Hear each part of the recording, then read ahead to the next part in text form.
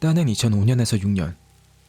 제가 강원도 철원군 X사단 동막리라는 부대에서 겪은 이야기입니다. 그곳은 산 중간에 군부대가 위치한 곳으로 옛날부터 여러 괴담이 전해져 내려왔고 부대 내에서도 큰 괴담도 몇 개 있었습니다. 예를 들자면 탄약고 애기 귀신 이야기, 대공초소 애기 귀신 이야기, 네모실 귀신 등 몇몇 유명한 이야기를 군대 시절 선임병들로부터 자주 들었죠. 허나 제가 경험한 것은 그것들과는 전혀 다른 것이었습니다. 저는 2005년 8월 논선훈련소 입소 후 10월경 후반기 교육을 받고 강원도 철원으로 부대 배정을 받았습니다. 공용 화기중대에 근무를 했었고 보직은 90mm 무반동총 소대에 있었습니다. 2등병 생활을 마치고 2006년 3월 4월쯤에 일병이 되었죠. 그런데 어느 날 저보다 3개월 바로 윗고참이 아침 점오전 담배 피러 나가서 하는 말이 자기가 어젯밤 위병소 근무를 나갔었는데 밤에 근무 서는 도중에 허스키한 남자 목소리를 들었다는 겁니다. 처음 그 소리를 들은 저와 후임들은 속으로 에이 또 우리 겁주려고 장난치나 보다 하고 정말 대수롭지 않게 넘겨버렸습니다. 선임들이 후임들 겁주려고 장난치는 경우는 허다하니 말입니다. 그렇게 몇 개월이 흘러 저는 어느덧 날아다니는 새도 잡는다는 상병이 되었습니다. 제 기억으로는 아마 그때가 2006년 11월쯤일 겁니다. 철원은 11월만 돼도 엄청 추웠습니다. 상병이 되고 거의 처음으로 제 후임들만 데리고 위병소 근무를 나가게 되었습니다. 위병소 근무자는 총 4명으로 4명 중 최고 선임병과 제일 막내 후임병이 한 조를 이루고 그 다음 밥되는 사수와 세 번째 밥되는 부사수가 조를 이루었습니다. 최고 선임병이었던 저와 제일 막내가 위병소 안에서 근무를 섰고 다른 조에 있던 사수 부사수가 밖에서 근무를 서고 있는 상황이었습니다. 보통은 밖에서 근무를 보는 사수와 부사수와는 로테이션을 하지 않지만 11월 중엔 날씨가 꽤나 추워 근무 시간을 반으로 나눠 로테이션을 해주었습니다. 그래서 저는 제일 막내 후임과 같이 밖에 나가 근무를 서게 되었죠. 지금 기억으로는 그때가 한 새벽 2시 반쯤이었던 걸로 기억합니다. 로테이션을 해주고 밖에서 막내와 같이 근무 중 저는 막내야, 눈 좀 붙이고 있을 테니까 누구 오는 것 같으면 바로 깨워야 된다 라고 말하고 잠시 눈을 감고 있었습니다. 허나 서서 눈만 감았을 뿐 잠은 자지 않았습니다. 그런데 갑자기 누군가 저에게 안녕 이라고 인사를 건네는 겁니다. 눈을 감고 있는 상태에서 들은 한마디는 안녕 이었습니다. 그 소리를 들은 전 곧바로 막내 후임에게 야, 방금 뭐야? 너가 말한 거야? 이렇게 말했습니다. 그런데 후임은 저에게 저 잘못 들었습니다. 당황스러워하는 듯 대답하는 것이었습니다. 야, 너 좀 전에 나한테 안녕이라고 한 거 아니야? 지금 장난한 기분 아니니까 장난치지 말고 똑바로 대답해. 그랬더니 후임 녀석이 얼굴이 막 굳어지더니 자기는 정말로 그런 소리를 한 적이 없다는 겁니다. 그뿐 아니라 자기는 그런 소리를 듣지도 못했다는 겁니다. 생각해보니 막내는 갓 들어온 이등병인데 하늘같은 상병인 저에게 그런 장난을 칠 짬도 안 될 뿐더러 후임 녀석의 목소리는 허스키하는 거리가 멀었습니다. 그래서 전 제가 잘못 들었나 보다 하고 대수롭지 않게 생각하려고 했지만 왠지 모르게 소름이 돋고 순간 잠이 확 깨더라고요. 그래서 그 오르는 멀쩡한 정신으로 멀뚱멀뚱 근무를 서다 교대하고 나서 내무실로 복귀하게 되었습니다. 한 새벽 3시쯤 복귀 후 담배 한 대 피우고 나서 위병소에서 들은 그 목소리는 잊은 채 3시 30분쯤에 잠들었던 걸로 기억합니다. 그런데 그게 끝이 아니었습니다. 아침 기상과 함께 6시에 일어난 저는 열심히 친구류를 말고 있었습니다. 그날 새벽 일은 그 누구에게도 얘기하지 않은 채 말이죠. 그런데 갑자기 저보다 5개월 고참인 윤병장이 심각한 표정으로 친구류를 말면서 저에게 말을 거는 겁니다. 야, 혹시 말이야. 어제 근무 복귀하고 나서 가위 눌리거나 하지 않았어? 가위요? 아니요. 아직 좀 피곤하긴 한데 나름 잘 잔 것 같은데 무슨 일이 있었습니까? 제가 이렇게 대답하자 윤병장님께서 제가 복귀한 뒤에 벌어진 일을 말씀해 주셨죠. 그러니까 윤병장님이 하는 말이 자기가 오늘 새벽에 잠을 자다가 갑자기 소변이 너무 마려워서 새벽 3시 20분쯤 눈이 떠졌다는 겁니다. 그래서 화장실을 가려고 일어났는데 글쎄 제 관물대 쪽을 가리키며 어제 새벽에 어떠한 사람이 제 관물대 앞에 서서 누워있는 저를 내려다보고 있었다는 것이었습니다. 윤병장님 말로는 남자였는데 절대 우리 중대 사람은 아니었다고 합니다. 즉 우리 부대 사람이 아닌 마치 귀신같이 느껴졌다고 합니다. 윤병장님은 소변 마려워 죽겠는데 또 한편으로는 너무 무서워서 결국에는 화장실도 못 가고 입을 뒤집어 쓰고 숨죽이고 있다 잠에 들게 되었다는 겁니다. 그 이야기를 들은 저는 너무 당황스러웠습니다. 그리고 문득 얼마 전 저보다 3개월 고참이 들었다던 허스키한 목소리와 제가 그날 새벽에 들은 허스키한 남자의 안녕? 이라고 하는 목소리. 소름 돋게도 그 당시 상황들이 맞아 떨어진 겁니다. 그 이야기를 듣고 전 믿지 않을 수가 없었습니다. 도대체 그 존재가 무엇인지. 그 후로 다행히 저에겐 아무 일도 일어나지 않았고 3개월이 지난 뒤 저는 그 부대를 떠나 GOP에 들어가게 되었습니다. 그리고 무사히 7월 31일에 전역을 하게 되었죠.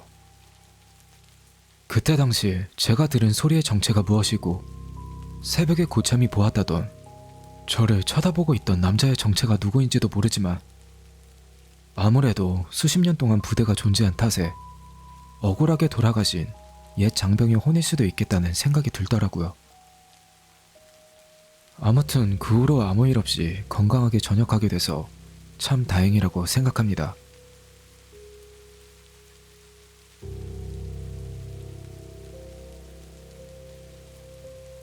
(2014년도) 제가 군 복무 중 겪었던 이야기입니다.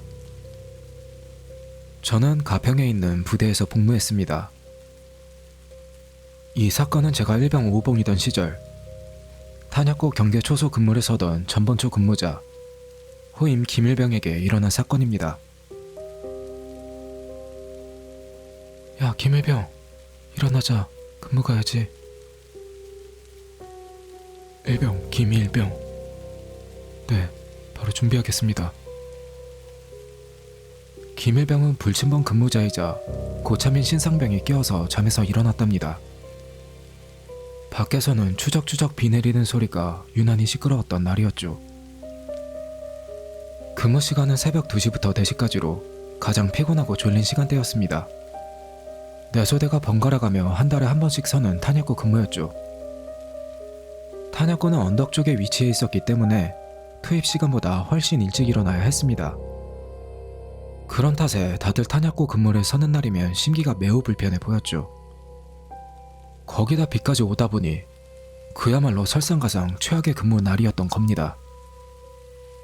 김일병은 서둘러 환복하고 단독 군장을 차고 방탄 헬멧을 쓴 뒤 행정반에 가서 시건된 총기를 꺼내 대검을 받은 뒤 보고를 했습니다. 당직 사관님께 보고드립니다. 탄약고 근무 투입하겠습니다. 그래, 비 오는데 감기 걸리지 않게 조심히 잘 다녀오고. 졸고 있다 막 잠에서 깬 당직 사관은 졸음이 덜 깬 목소리로 대답했습니다.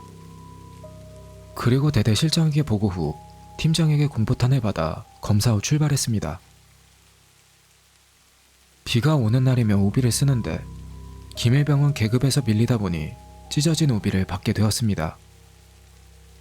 그걸 쓰고 가니 비가 새어들어와 잠이 금세 깰 수밖에 없었죠. 그렇게 언덕으로 올라 탄약고에 도착해 근무에 투입했습니다.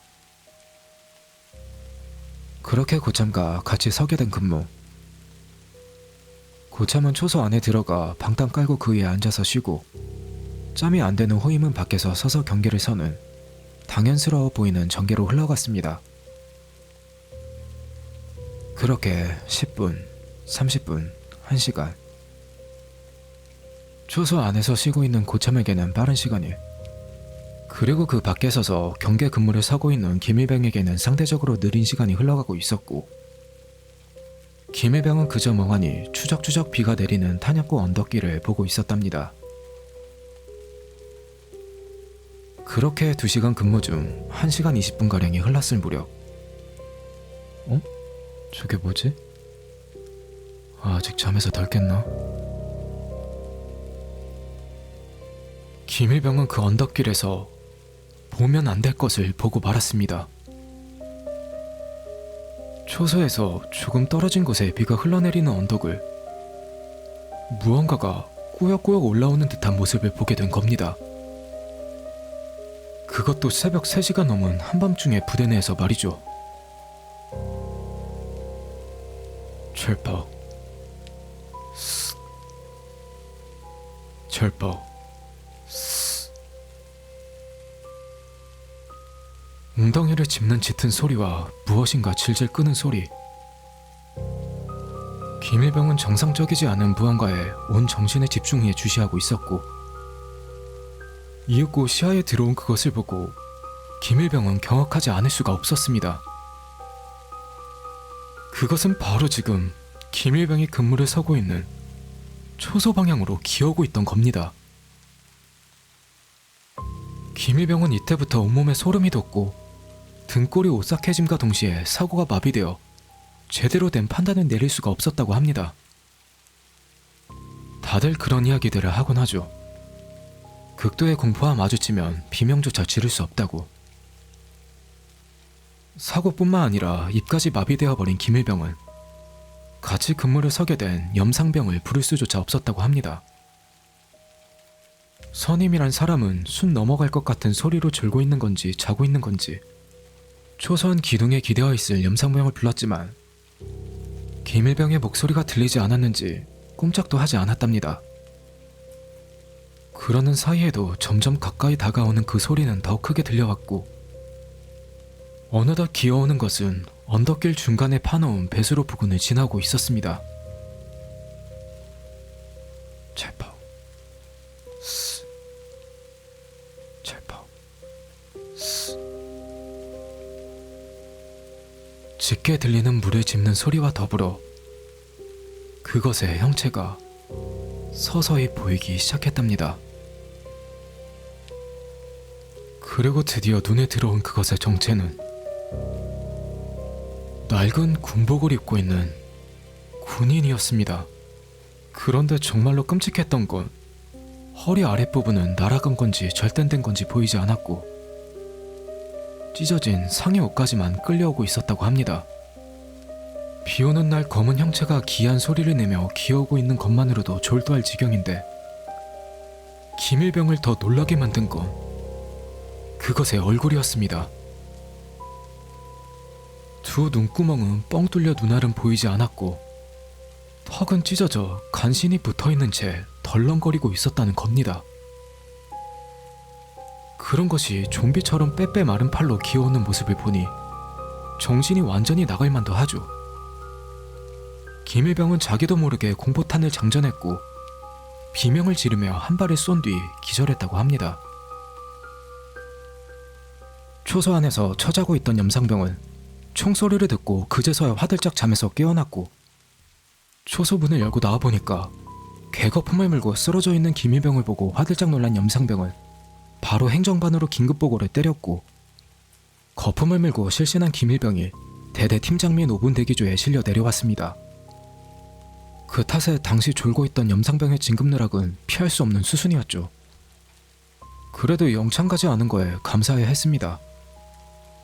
김일병은 쓰러진 이유를 대대 실장 및 대대장, 중대장, 주임원사, 탄약관에게 죄다 사실대로 보고했지만 군대라는 곳이 어디 귀신 봤다고 넘어가주는 집단이겠습니까? 귀신을 잡으면 잡았지 본인이 실수한 거 가지고 말도 안 되는 변명을 된다고 혼나기만 했죠.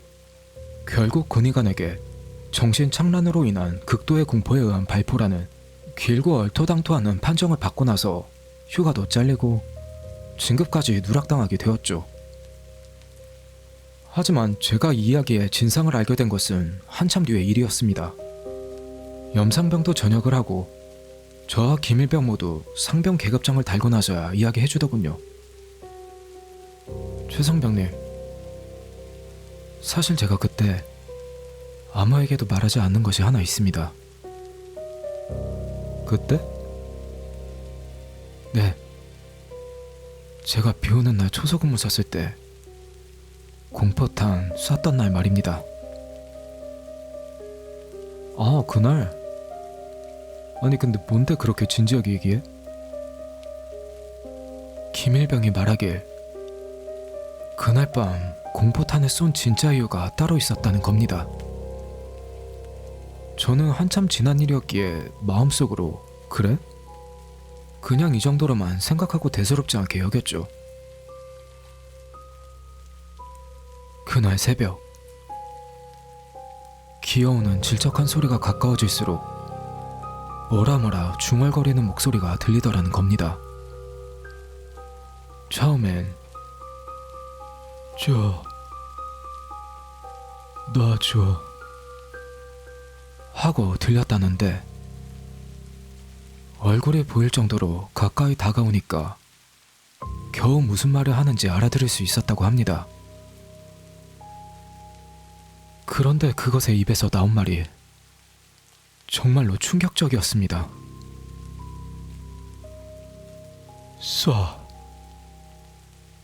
제발 쏴줘.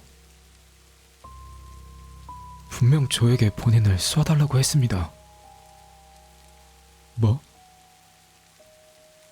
그러니까 그 낡은 군복을 입고 기어오는 게 낮은 목소리로 쏴줘 라고 분명 그렇게 말했지 말입니다.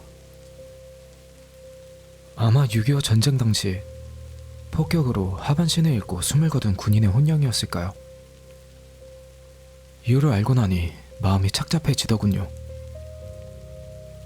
60년이 훌쩍 넘은 지금까지 그 아픈 몸을 이끌고 기어다니며 자신을 고통에서 해방시켜줄 그 누군가를 찾아다니는 군인의 혼령이라니. 전쟁의 참혹함을 다시금 뼈에 새겼던 순간이었습니다.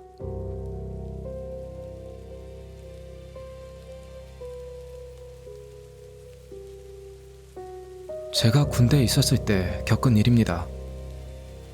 저는 몇 번 정도 이상한 일을 겪기도 해서 사실 귀신의 존재를 믿고 있습니다. 또 괴담도 무척 좋아하는 편이었죠. 그래서 저는 호임대가 근무를 설 때마다 호임들에게 알고 있는 무서운 이야기가 있는지 물어보곤 했죠.